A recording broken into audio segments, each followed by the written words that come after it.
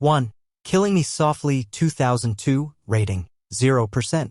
American director Chen Kaige, who is of Chinese descent, is well known. Farewell My Concubine, directed by Kaige, won the Palme d'Or at the 1993 Cannes Film Festival. Kaige also received recognition for his 2002 movie Together. Sadly, Killing Me Softly was a complete failure.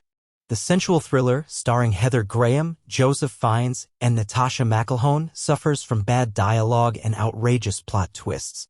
You would be better off seeing Kaige's overseas flicks if you don't want to squander almost 2 hours of your life, worldwide. Rotten Tomatoes say that these are the top 30 worst films of all time. 2. A Lowdown Dirty Shame, 1994, rating 0%. The title of this horrifying film, A Lowdown Dirty Shame, is appropriate.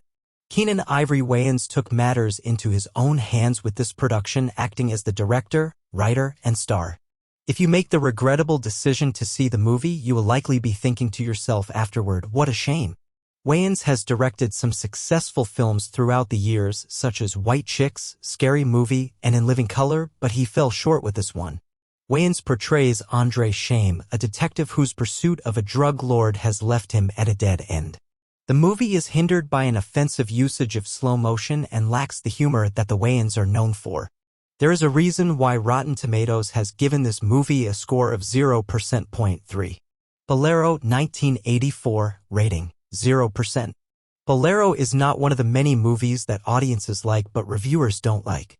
It is obvious that not even Bo Derek could save this abomination with a 17% audience score. Bolero, a movie directed by John Derek, is set in the 1920s and is on a young woman who is trying to lose her virginity.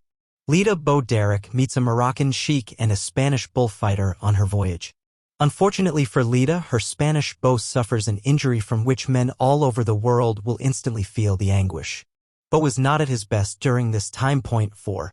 Homecoming 2009, rating 0%. Homecoming, which was directed by Morgan J. Freeman, not that Morgan Freeman, tells a story that is all too common. Shelby Misha Barton and Mike Matt Long were the ideal couple in high school. Mike was the great quarterback and Shelby was the homecoming queen. Mike leaves for Northwestern University, but when he returns home for Christmas with his new love, Elizabeth, things take a sharp turn. Shelby is determined to make Elizabeth's life miserable in order to get her ex back, and what happens next is far too predictable. The acting is weak, the action is weak, and the story is sloppy. Abandon Homecoming. 5.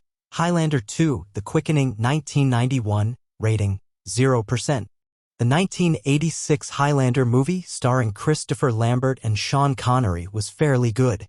Its silly antics may not have been to everyone's taste, but some enjoyed it precisely because of such moments.